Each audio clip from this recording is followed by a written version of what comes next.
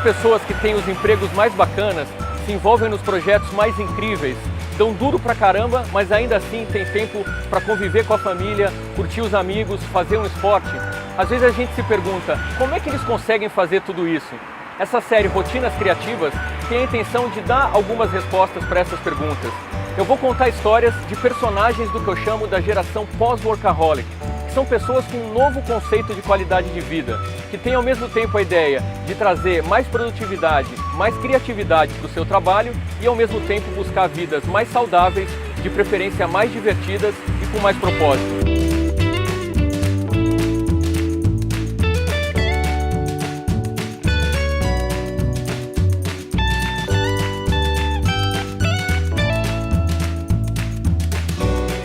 Cara, isso aqui é um super lugar de inspiração para você, a praia, não é? Totalmente, assim, quando eu tô no Rio, que eu consigo passar a semana inteira no Rio, eu venho no máximo que eu posso e, de fato, já tive muitas ideias aqui. É um lugar de abertura de possibilidades. Inclusive a ideia, o insight para a marca olímpica, não foi? Isso foi realmente um fato, assim, foi um dia dentro do processo criativo da marca, a gente tinha que, sei lá, tinha ainda uns 2 meses pela frente para entregar a nossa opção criativa para grande concorrência. E aí um dia eu estava nadando aqui, exatamente nesse lugar, e aí mergulhei assim, e aí quando eu levantei a cabeça que eu olhei, eu vi as cagarras, né, no fundo, os 2 irmãos aqui à direita, a Pedra do Arpoador à esquerda, o Corcovado para trás. Eu falei, cara, essa cidade é uma escultura, né? Assim, faz muito sentido uma marca escultura para uma cidade escultura. Se você vivesse enfiado só no seu escritório, você não teria tido esse mesmo inspiração, esse mesmo insight? Não, de forma alguma. E ainda acho que na própria concorrência para a marca olímpica, tinham 139 agências, eu acho que os escritórios, as agências do Rio de Janeiro saíam na frente, porque a gente convive, esbarra com esse espaço de inspiração o tempo todo dia. Então isso faz muita diferença. O meu processo, pessoalmente, não existe sem contato com a natureza. De modo geral, ou eu venho pra cá ou eu vou pro Jardim Botânico. Pra cá eu pego minha bike, eu moro na Gávea, levo uns 8, 9 minutos para chegar aqui, paro a bike aqui no Russo já há anos, dou uma corrida, corro uns 40 minutos, aí faço 60 flexões, dou um mergulho, pego às vezes quando tem umas ondinhas, pego umas ondinhas de peito, dou uma nadada, volto, tomo água de coco, troco a roupa e parto para casa de bike também, chego lá, tomo um café e vou trabalhar. Isso leva 1h30 mais ou menos e faz toda a diferença no meu dia. E o coco tem uma coisa importante do ponto de vista do design brasileiro também, não tem? Eu também acabei usando isso, eu fiz muitas palestras esse ano aí por conta da marca olímpica em vários lugares do mundo. E dos momentos da palestra é falando sobre o borogodó, assim, sobre esse caráter do jeito do brasileiro de criar. E esse jeito é fazer muito com pouco. E eu acho que um exemplo incrível é exatamente essas pazinhas, né? Que quando abre o coco, você come a carne, a polpa do coco, ele com 2 facadas, ele faz aquelas 2 pazinhas para você comer, e que é o melhor objeto para você comer a polpa. Você botar uma colher é ruim, você vai mais fundo do que, aí pega uma parte que é amarga do coco. Eu brinco, ainda tem que ter essa história do backup, né? Você tem a primeira pazinha, ainda tem a segunda, se você quiser uma segunda pazinha, tem a segunda ali. Acho genial.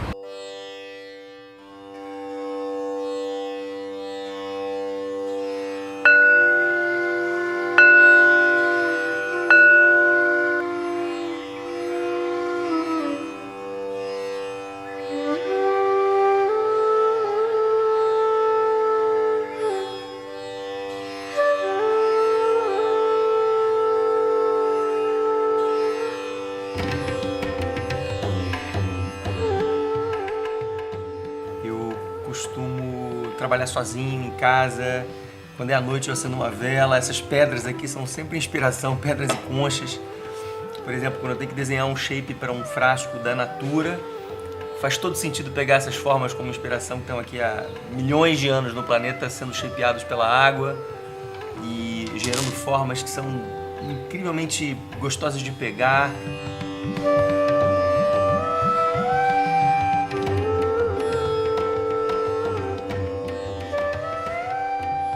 No fundo, o design tem muito mais a ver com um olhar, com uma lente que cria processos de desenvolvimento de coisas do que simplesmente o ofício de dar forma a isso, dar forma àquilo, ou fazer uma peça gráfica, né?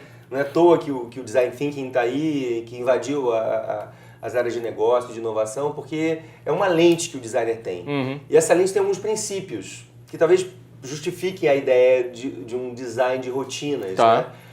E eu acho que uma rotina de qualidade é uma rotina que você consegue, né? Que é, na verdade, até como um processo criativo. Né? Qualquer processo criativo tem uma primeira etapa, que é a etapa de diagnóstico, né? Que você tenta entender com profundidade uma situação. Eu acho que isso vale para desenhar uma rotina de qualidade. Então, primeiro entenda com clareza do que você precisa. Esse é o primeiro passo para que você possa construir uma rotina de qualidade. Tá. Então, por exemplo, eu tenho essa coisa com exercício. Isso é terapia para mim. Né? Isso é terapêutico. Isso faz bem para o meu corpo, mas talvez seja mais poderoso ainda para minha cabeça. Então, na minha rotina, se eu quero ter uma rotina de qualidade, eu tenho que ter o exercício. Quando eu às vezes vou para São Paulo e aí tenho reuniões cedo, que eu não tenho tempo nem de correr na esteira do flat, que eu acho um saco, mas que é uma alternativa, eu fico mal, sabe? Assim, eu sinto que o meu dia não tá rendendo do mesmo jeito e tal, e emendo, né? São Paulo as pessoas trabalham mais do que no Rio. Sim, eu acho que isso é uma verdade. É verdade. Cara, assim, pelo menos as minhas semanas aqui e lá, não que eu produza menos, mas eu tô por mais tempo envolvido com o trabalho. Eu acho que aqui eu às vezes até produzo mais, mas com uma relação com o tempo diferente, sabe? Eu às vezes assim, eu tenho uma ideia que eu falo assim, cara, eu posso ficar uma semana sem trabalhar, sabe? Essa ideia vale uma semana. E às vezes você passa uma semana trabalhando e não tem nenhuma ideia que valha uma hora de trabalho, sabe? Então, o tempo, quando você fala de qualidade do tempo, especialmente em processos criativos, ele não tem relação direta com o tempo cronológico, com o tempo do relógio, com o tempo do que você está marcando lá, sabe? Assim, então, por isso até a gente tem flexibilidade com o nosso próprio time aqui. Né? A gente não... Existe uma liberdade total. As pessoas trabalham meio que nos horários que... Eu me lembro que eu tinha um cara que trabalhava com a gente, que hoje não está mais, que era o Dag, que hoje até é um parceiro nosso, faz coisas com a gente. O cara chegava meio-dia todos os dias. E saía 2 da manhã. É claro que tem a tal história de que você precisa encontrar as rotinas. Então, tem um momento que você tem um horário, um tempo core, né? Que tem que estar, as pessoas têm que estar juntas. Mas se o cara quer pegar onda na hora do almoço, chegar 3 horas da tarde aqui, chegar pilhado, né? Beleza. Não, seria um contrassenso se não fosse assim, porque é um pouco como eu acredito que... Então, às vezes, eu aqui no meio do dia tá ventando, aqui eu já conheço ali aquelas 2 palmeiras imperiais, eu sei que quando elas estão fazendo um determinado tipo de movimento, significa que na barra tá ventando. E aí eu vou velejar e velejo 1 hora, 2 horas e volto. Ou não volto para cá, volto para casa e produzo muito. Criativo, produtivo.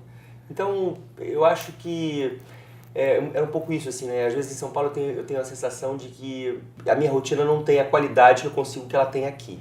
No sentido desse balanço, desse equilíbrio, sabe?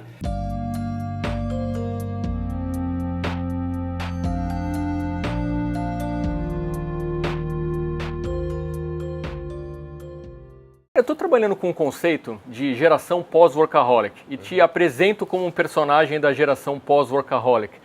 Mas você talvez não esteja tão confiante disso quanto eu. E quando a gente olha para esse espaço com a moçada trabalhando aqui, talvez eles sejam mais pós-workaholic do que você. Como é que você vê essa questão geracional? Eu acho que eu de fato não sou pós-workaholic, acho que ainda estou mais próximo da galera que trabalhava como principal atividade da vida, assim. Eu acho que eu tenho uma super sorte de trabalhar numa coisa que eu gosto muito, que eu sou apaixonado, é a minha vida, que se mistura, na verdade, com a minha vida pessoal. Mas eu sinto, e é engraçado porque, como eu dou aula na PUC, né, há 17 anos, eu fui envelhecendo, mas os meus alunos continuaram com 20 anos. Né? Assim, por 17 anos eu lidei com pessoas de 20 anos. Então eu fui vendo a mudança de ponto de vista, de energia dessas pessoas. E é engraçado, porque há 15 anos atrás era muito natural que essa turma de 20 anos me pensasse numa carreira, como com a minha geração pensava, uma carreira em algum lugar por muito tempo. Então, sei lá, você tinha fila de trainees na Ambev, na Coca-Cola. Isso não acontece mais, né? Hoje, a moçadinha de 20 e poucos, eu tenho lá minhas filhas de 21 e 25, 20 e 25, são empreendedores acima de tudo, entendem que a vida para trabalhar não se justifica, ou seja, elas querem ter tempo de experimentar coisas e de viajar e topam, né, ganhar menos dinheiro. Se isso for necessário para você poder curtir mais a vida, ter uma vida mais legal. E aí eu costumo chamar um pouco meio de geração Airbnb, né? Ou seja, é mais usufruir do que possuir, né? Então, se antigamente as pessoas, né, sei lá, entravam numa carreira de executivo numa empresa para ser diretor, para ganhar dinheiro, para comprar uma casa de praia, essas coisas, né? Isso não faz mais sentido hoje. No fundo, você fica refém dessa lógica, né? É uma lógica mais pesada, é uma lógica mais... Tem até um livro que eu li que foi um livro, assim, um marco no meu processo de amadurecimento recente, acho que até de recuperar uma origem da Tátil, muito ligada a propósito e tal, a sustentabilidade que a gente tinha no início, por 10 anos, que chama Haverá a Idade das Coisas Leves. Esse livro aqui, ó. É incrível, é um livro que especula sobre o futuro e diz que, na verdade, a gente ainda opera numa economia pesada, né? Ou seja, a gente gasta mais energia do que a gente deveria, mais recursos do que a gente deveria. A ideia do consumidor e do consumo tem uma dimensão predatória no planeta. Então a evolução disso é uma economia mais leve, é onde você deixa de ser um consumidor para ser um desfrutador. Para que eu quero ter uma casa de praia se eu posso ter uma casa na árvore ou se eu quiser ter um iglu na Islândia para ver uma aurora boreal? Por 2 semanas, se você quiser. Por 2 semanas é por um dia. Né? E não tem que me preocupar com caseiro, com não sei o quê, com todo o passivo pesado que vem do modelo mental anterior. E esse modelo mental dá liberdade para as pessoas de fazer essa transição para o pós-workaholic, que não é necessariamente não ligar para o trabalho ou trabalhar pouco, né? Acho que tem a ver com uma outra visão do trabalho. Eu acho que tem uma conexão com uma visão que, de um modo geral, você quer fazer coisas que te deem prazer e que tenham a ver com você, assim, acho que um compromisso que essa geração está assumindo de estar o tempo todo muito atento para isso. Porque eu vejo que na minha geração, né, e nas anteriores, existia uma relação com o trabalho que era quase que incondicional. Então, mesmo, não, você não está feliz, não, mas você está ganhando o teu salário todo mês e tal.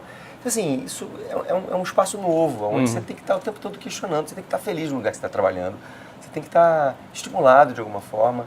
E o que é legal é que essa geração, eles eles, mesmo que estejam num lugar onde isso não esteja acontecendo, eles se sentem no dever, para com eles e para com o próprio lugar onde eles estão trabalhando, de provocarem o espaço. E dizer o seguinte, olha, eu acho que eu podia estar sendo mais produtivo aqui e, por consequência, mais feliz e tal, se eu estivesse fazendo essa outra coisa aqui. Ó.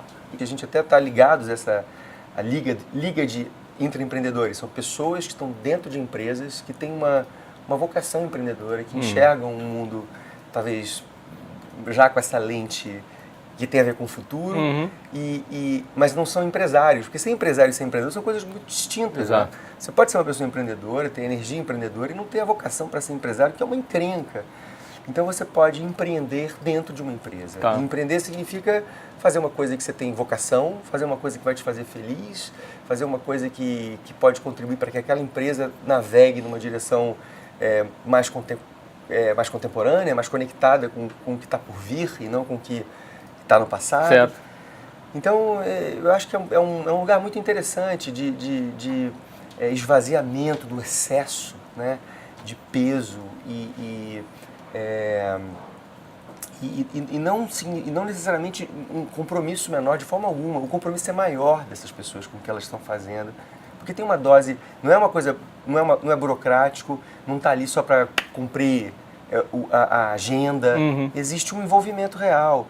E especialmente quando a gente está falando de rotina criativa, num processo criativo, se você não tem envolvimento real, se você não tem energia vital ali fluindo no processo, o resultado denuncia isso. Exatamente. Né? Então, não tem jeito, o futuro é por aí. É a idade das coisas leves. Idade das coisas leves. Torcer para que ela chegue logo, então. Quanto antes. Cara, obrigado. Deixar você trabalhar agora. Valeu.